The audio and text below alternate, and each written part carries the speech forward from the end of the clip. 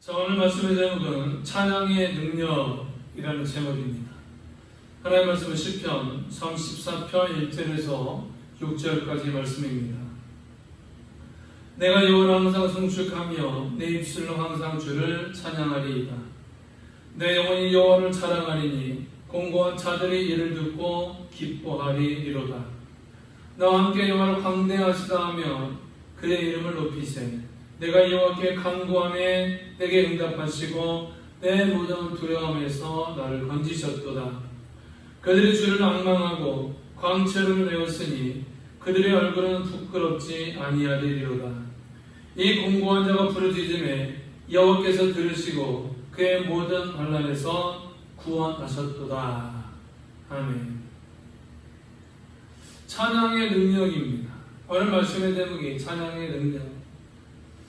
노렌스 형제는 프랑스 갈멜 수도원 평수사로 평생을 있으면서 하나님과 깊은 교제의 삶을 살았습니다.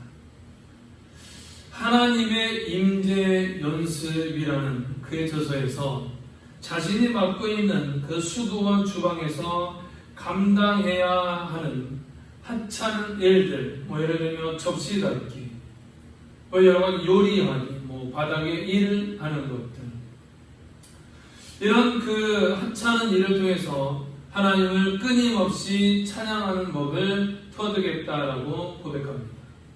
그런 주방에서 일하다가 잠시 중지하고 하나님께 주목한 후 찬양과 기도를 올리는 그 일을 계속했다는 것입니다. 이런 삶 전체가 하나님을 향한 찬양의 통로가 되었기 때문에 인격 전체가 영향을 받았습니다. 주변에 있는 사람들에게 복이 되었기에 많은 사람들이 그의 충고를 듣고자 몰려왔습니다. 노렌스는 하나님의 임재를 체험할 수 있는 그 비결을 터득하기 위해서 주방을 떠난 적이 없었고 오히려 일생 동안 거기에 머물러 있었습니다. 그러나 하나님께 온전히 주목하는 그 비결은 하나님을 찬양하기 위함이었다라는 것입니다. 그의 한 가지 사실이 그의 생을 변화시켰기 때문에 엄청난 사명이 주어지도록 만든 것입니다. 자, 우리도 어디에 있든지 하나님을 찬양할 수 있어야 합니다. 복잡한 일들을 감당해도 즐거워해야 합니다. 오로지 하나님을 향한 찬양이 열려 있어야 합니다. 찬양을 통해 어디에서 무엇을 하든지 하나님께 전심으로 들을 수 있는 법을 배워야 합니다. 여러분, 찬양은 하나님의 사랑을 깨달으며 목소리로 할 수 있는 최고의 예찬이다입니다. 할렐루야는 여호와 하나님을 찬양하라는 뜻입니다. 여러분, 찬양이라는 말은 높이고 인정한다라는 뜻입니다. 여러분, 찬양할 때 하나님의 능력을 높일 수 있습니다. 찬양할 때 하나님의 성품을 높일 수 있습니다. 하나님이 아들을 땅에 보내어 십자가에서 죽게 하시고 다시 살리신 그 구속의 위대한 사건을 노래하는 것이 바로 찬양입니다. 따라서 예수 그리스도를 믿으면서 찬양을 잃어버리면 그 믿음은 헛된 믿음이 될 수밖에 없습니다.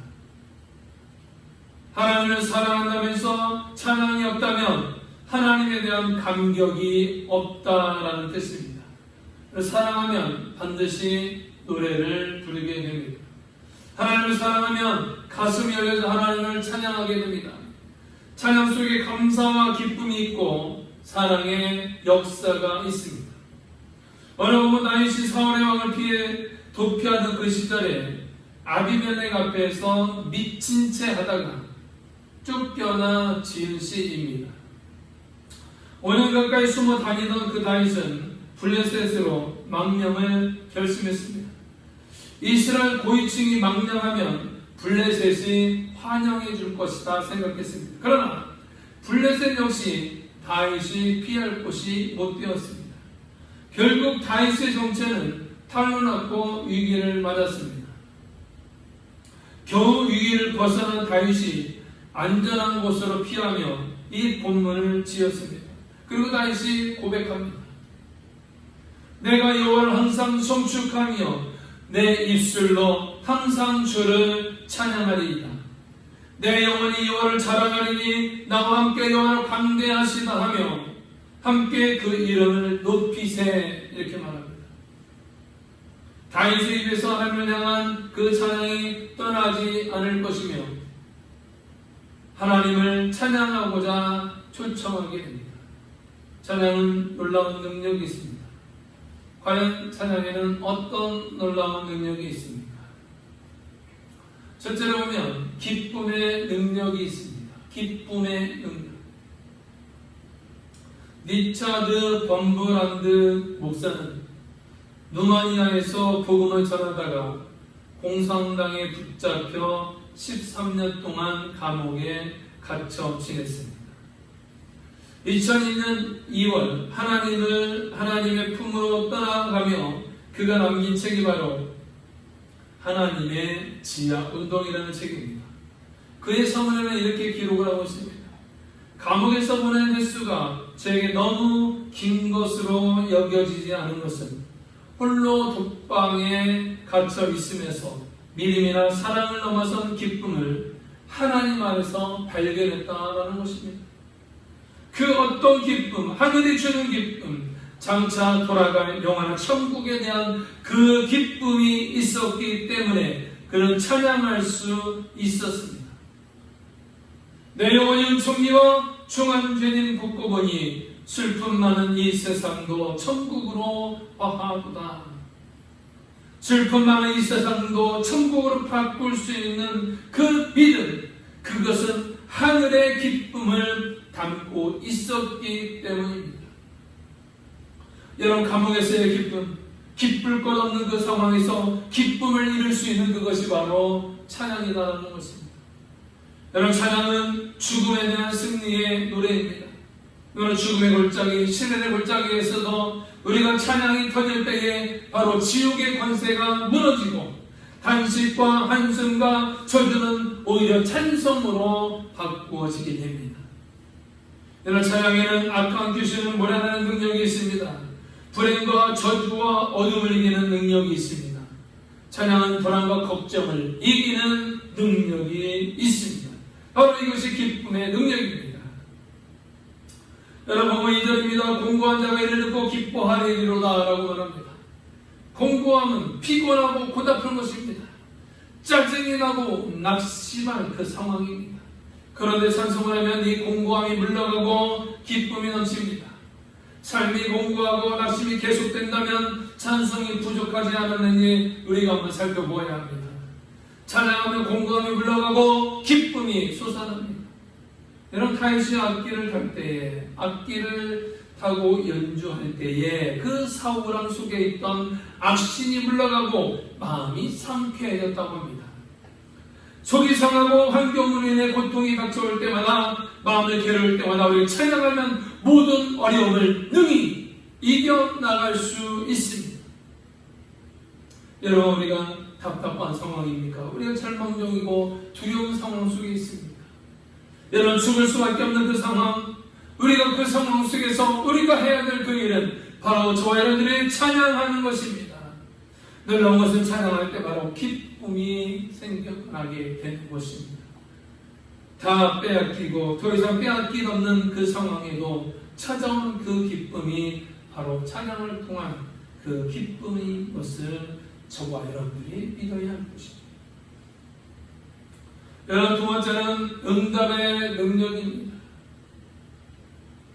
돈 고센 목사는 찬양 사역자였습니다. 그가 찬양 사역을 헌신하게 된 그 이유는 바로 부인 조이 여사 때문이었습니다. 여러분, 조이는 목사의 가정에서 태어나 어려서부터 음악을 했습니다. 나중에 교회에서 반주하고 하는 찬양했지만 마귀의 눌림 속에서 시달리며 고통을 당했습니다. 마귀는 그 조이 여사를 괴롭혔습니다.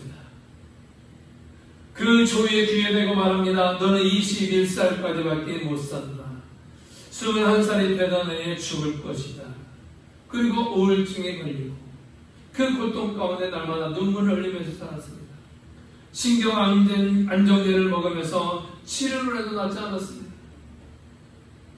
어느 날 저희가 하나님 앞에 기도합니다. 성령님께서 말씀합니다. 마음을 다하고 정성을 다하여 하나님을 찬송하라. 형식적으로 하지 말고 진정으로 하나님을 찬양을 드리라 라고 합니다. 이 주는 하나님께 전심으로 하나님을 찬양합니다. 그러자 하나님께서 그녀에게 응답합니다. 그녀를 짓눌렸던 어둠의 세력들을 완전히 쫓아주셨습니다. 그 결혼한 그녀는 남편과 함께 세계를 다니면서 찬양의 사역을 하고 있었습니다. 여러분, 찬양하는 자에게 기도의 강력한 응답을 얻게 하신 바로 그 증거입니다. 보면 4절을 보면 내가 여호와께 구하면 내게 응답하시고 기도의 응답이 찬양하는 자에게 임한다는 것입니다. 하나님께 대한 크고 고귀한 생각으로 그의 이름을 높이는 일로 표현이 그 모습이 표현되는 것이 바로 찬양입니다. 하나님을 무한히 크신 자로 가장 높으신 그 분으로 찬양할 때에 하나님이 기뻐하실 것입니다. 저 여러분들 찬양해야 됩니다. 하나님께 대한 그 찬양은 일치협력하는 협조로 가장 훌륭한 아름다운 소리가 나타날 것입니다. 그 협력과 협조가 바로 기도입니다. 하나님을 찬양하는 마음으로 드리는 그 기도를 반드시 들어주십니다. 기도를 들으시는 그 하나님을 발견한 그 다윗은 하나님을 찬양하지 아니할 수 없었습니다. 두려움을 잠잠케 하시고 영혼의 동요를 잔잔케 하시는 그 하나님을 찬양할 때마다 응답으로 하나님의 역사하셨습니다. 여호와께 구하며 맡긴 그 다윗은 하나님을 바라보며 찬양할 때마다 인도하시는 그 빛을 얻었습니다. 평탄한 길로 응답하심을 보게 되었습니다. 다윗은 늘 찬양을 통하여 하나님을 높이는 모습 속에 임하시는 응답을 받게 되었습니다.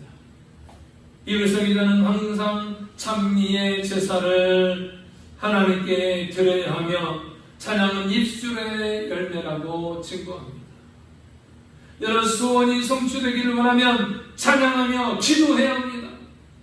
찬양하는 자만이 긍정적이고 적극적인 자세로 기도를 드릴 수 있습니다. 마지막 세 번째 봅니다. 구원의 능력입니다. 셋째는 구원의 능력입니다. 영국 여객선 스텔라우가 암초에 부딪혀 난파하게 되었습니다. 거친 파도는 승객들이 탄 구명 보트들을 삼켜 버렸습니다. 그런데 12명의 여성이 탄 구명 보트는 누가 없는데도 뒤집힐 듯 말 듯 계속 균형을 유지했습니다. 여러분, 보트에는 가수 마가렛 윌리엄스가 타고 있었습니다. 그녀는 승객을 향해 있습니다. 여러분, 이제 하나님께 의지합시다. 믿음의 증표라 우리가 찬송합시다. 12명의 여성들은 찬송을 부르며 공포의 밤을 보냈습니다. 사랑은 폭풍과 지름 같은 어둠 속에서도 희망을 잃지 않고 찬양했습니다. 이튿날 순양함이 생존자들을 찾아 나섰습니다. 짙은 어둠 때문에 한 치 앞도 볼 수 없었습니다. 그때 어디선가 그 여인들의 찬송이 울려 퍼집니다.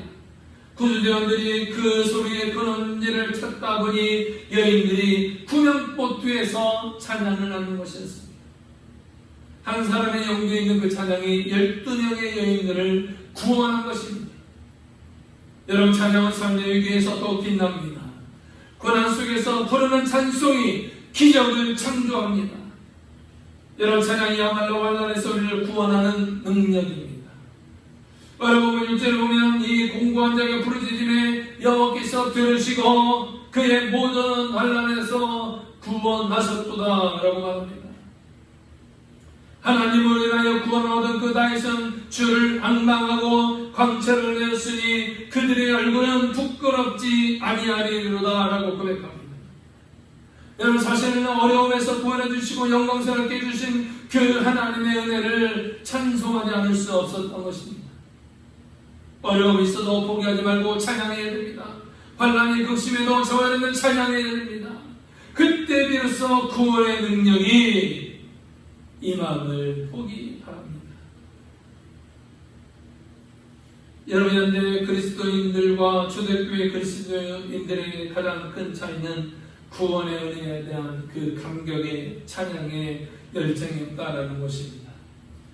성도들은 모름지기 찬양의 열정을 회복해야 됩니다.